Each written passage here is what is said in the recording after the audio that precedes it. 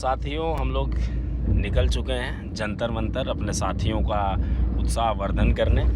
Protest चल रहा है पिछले 1 महीनों से, उसी समर्थन में जा रहे हैं। प्रोटेस्ट के समर्थन में जा रहे हैं, जो मांग है उनके समर्थन में जा रहे हैं। कुछ बेसिक समर्थन ऐसे जैसे इंस्टाग्राम पे, फेसबुक पे और कुछ ऐसे भी लोग हैं जो मेरे व्हाट्सएप पे भी जुड़े हुए हैं, जिनका मैं स्टेटस देखता हूँ, जो अभी भी जो है कि सरकार के पक्ष में है और सरकार के बारे में ही कह रहे हैं कि सरकार सही कर रही है।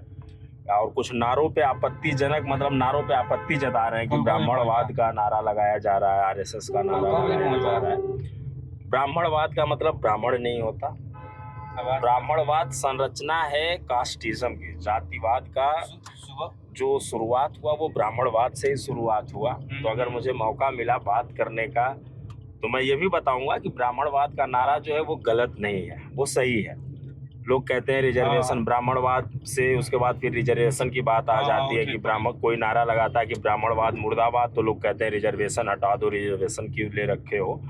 तो रिजर्वेशन हट जाएगा, पर जो रिजर्वेशन का स्ट्रक्चर है, जो रिजर्वेशन की नींव है ना, पहले उसको तो हटाइए। रिजर्वेशन आया कहाँ से? रिजर्वेशन आया जाति से।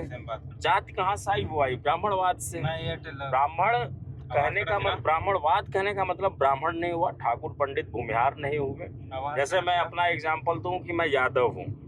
अब कोई मुझसे पूछे कि आपका नाम क्या है और मैं उसको ये बोल दूं कि मेरा नाम विपिन कुमार यादव है और मैं यादव हूँ, मैं यूपी का रहने वाला हूँ, तो आदमी तुरंत कहेगा कि अच्छा सपा के सपोर्टर हो। दूसरा यही बोलेगा कि अच्छा दूध बेचने वाले हो। ये यादववाद है। इस यादववाद से मुक्ति चाहिए मुझको। उसी तरीके से वो ब्राह्मणवाद है, उस ब्राह्मणवाद से मुक्ति चाहिए आदमी को, जो जिसने कास्टिज्म को इतना गहरा बना दिया आज के समय में।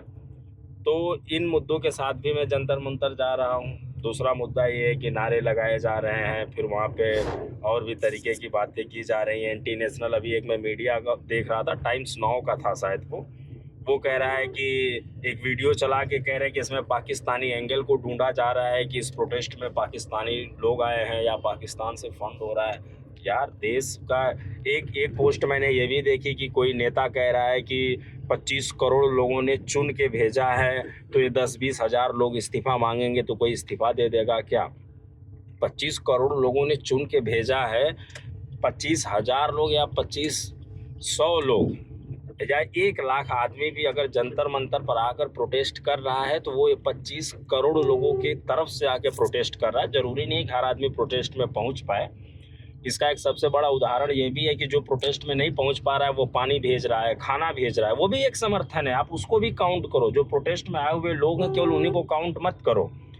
जिस तरीके से मारा पीटा जा रहा है वो तो बहुत दूर की बात है, मतलब उस पर हम बोलेंगे तो फिर तो कानून की धज्जियां उड़ेंगी, पुलिस प्रशासन की धज्जियां उड़ेंगी, क्योंकि ये लोग हैं मतलब कुछ है ही नहीं, मतलब कहने लायक कि हाँ कानून ये कर रहा है, कानून कुछ नहीं कर रहा है। संवैधानिक हितों का गला घोंट दिया गया है। कोई भी संवैधानिक तरीके से काम नहीं हो रहा है सिवाय छात्रों को छोड़कर। छात्रों ने संवैधानिक तरीके से अहिंसावादी आंदोलन को यहाँ पे किया, शुरुआत की, लेकिन असंवैधानिक और हिंसावादी आंदोलन का रूप इसको पुलिस प्रशासन ने दिया। और भी बहुत सारी बातें हैं, इतनी बातें हैं कि मतलब बोलना शुरू करूं तो बोलता ही रह जाऊंगा। 1-2 घंटा, 4 घंटा, 10 घंटा भी बोलता रह जाऊंगा मैं।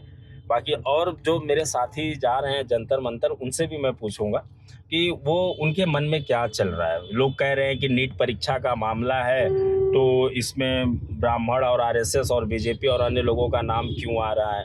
ये नाम इसलिए आ रहा है क्योंकि यहाँ पे कोई भी आंदोलन होता है तो व्यक्ति अपनी इच्छाओं को वहाँ पे व्यक्त करता है। कोई भी आंदोलन केवल एक व्यक्ति के लिए नहीं होता है। मतलब इसका बहुत सारा एग्जाम्पल है कि आप किसी पेड़ पे जाते हो, आपको भूख लगी है, आप चढ़ते हो कि हाँ अमरूद का पेड़ है, तो आप 2 ही नहीं तोड़ते हो। अगर पका हुआ 3 अमरूद 4 अमरूद दिख गया आपको, तो आप वो भी तोड़ लेते हो कि चलो इसको थोड़ी देर बाद खा लूँगा। तो जो लोग यहाँ पे आके आज़ादी की बात कर रहे हैं, आज़ादी या किसान आ रहे हैं या और अन्य लोग आ रहे हैं, उनका भी यही कहना है कि मतलब आज अगर नीट के मुद्दे पे बात की जा रही है, एजुकेशन सिस्टम के ऊपर बात की जा रही, कल किसान आंदोलन हुआ था, उसका भी आपने देख लिया। फौजी लोग आके सपोर्ट कर रहे हैं, कुछ पुलिस वाले भी समर्थन दे रहे हैं। तो इसका ये मतलब कि सबका नंबर आने वाला है, क्योंकि जिस तरीके से सरकार का रवैया है। तो आंदोलन जो होता है ना, वो बहुत बड़ा आंगन होता है, और उस आंगन में बहुत सारे छोटे छोटे बर्तन और पेड़ पौधे और बहुत सारी चीज़ें होती हैं। तो वही आंदोलन जो है, जिसमें सारी मांगों को लोग एक साथ रखते हैं कि लोग कह रहे हैं LGBTQ के लोग आ रहे हैं, उनकी भी अपनी मांग है, उनको भी एक मंच मिल रहा है कि आंदोलन में आएंगे, मीडिया आएगी, लोगों से बातचीत होगी। तो ये भ्रामक तरीके से जो ये मतलब शुद्ध देहाती भाषा में, या राजीव तलवार साहब एक पत्रकार हैं हमारे आजमगढ़ के, उनकी भाषा में कहें तो ये गांडूपना है, चूतियापा है, जो इस तरीके की बातें की जा रही है कि लोग ये मांग रहे हैं, वो मांग रहे हैं। नीट का मुद्दा है तो अन्य मुद्दों पे, पेपर लीक का मुद्दा है, नीट का नहीं है, पेपर लीक का मुद्दा है, केवल नीट नहीं है। यहाँ पे आंदोलन 1 महीने से हो रहा है, 20 तारीख को इतना बड़ा आंदोलन हुआ, और अभी मैं कल खबर एक देखा हूँ कि उत्तराखंड में एक पेपर और लीक हो गया। तो मतलब ये इस तरीके, जो उत्तराखंड टेक्निकल यूनिवर्सिटी का पेपर था वो लीक हो गया, उसको रद्द कर दिया गया। कोई कह रहा था कि कांग्रेस के ज़माने में 50-55 पेपर लीक हुए और उसको रद्द नहीं किया जाता। अरे कांग्रेस गलत थी भाई, इसीलिए बीजेपी को लाया गया। तो इसका ये मतलब थोड़ी है कि मतलब आपको ठंडी लग रही है तो आप दूसरे की चादर ओढ़ लोगे। आपको अपनी चादर की व्यवस्था करनी पड़ेगी ना। कांग्रेस गलत थी, बीजेपी को चुन के लाया गया। और बीजेपी क्या कर रही है? बीजेपी जो है कि टाफियाँ बांटने में व्यस्त है, मेलोडी बांट रही है।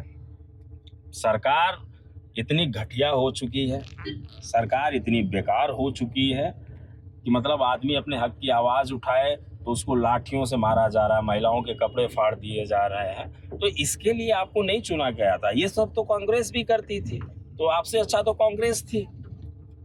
आपको तो इसलिए चुना गया कि कांग्रेस ने जो किया है उससे बेहतर आप कर सको, इसलिए आपको लाया गया और पूर्ण बहुमत के साथ लाया गया। तीसरी बार लाया गया, पूरे देश में भारतीय जनता पार्टी की सरकार बन गई। पर आप तो कांग्रेस से भी गए गुजरे निकले, आपके पास तो अनुभव था, आपके पास इतने दिग्गज नेता थे, पर आपने सब कुछ डुबो दिया। और अब लगभग मैं तो पढ़ रहा हूँ, मुझे नहीं इतना वो समझ आ पा रहा है कि ये, पर मैं ये पढ़ रहा हूँ कि अब तक 50 सालों का सबसे बड़ा आंदोलन है। मैं केवल इसको सीजेपी का आंदोलन नहीं बोलूँगा, क्योंकि सीजेपी की विचारधाराओं से थोड़ी मेरी भिन्नता हो सकती है, कुछ मुद्दों पर हो सकती है, लेकिन जो आंदोलन पेपर लीक के खिलाफ हो रहा है उसको पूर्ण समर्थन है मेरा।